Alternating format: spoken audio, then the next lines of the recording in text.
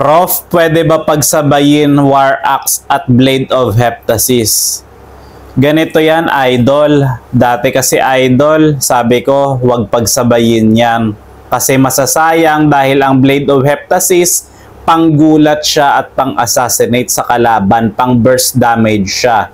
Samantalang yung War Axe naman, idol, habang nakikipagbakbakan, habang nakikipaglaban ka, lalong gumaganda yung War Axe. Nagkakaroon ka ng movement speed at true damage at marami pang iba. Pero na-realize ko, idol, mali pala yung dati kong sinabi.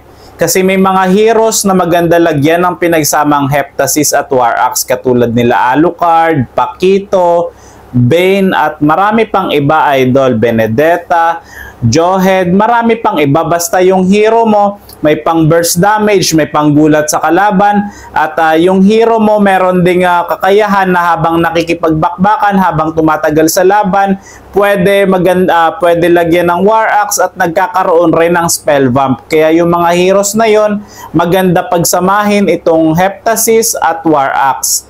I'm not your doctor, I'm just your professor. Tama ako, mali kayo. Do what works for you. At sino pa ba ang mga hero na pwedeng lagyan ng pinagsamang Blade of Heptasis at War Axe? Pakilagay sa comment section.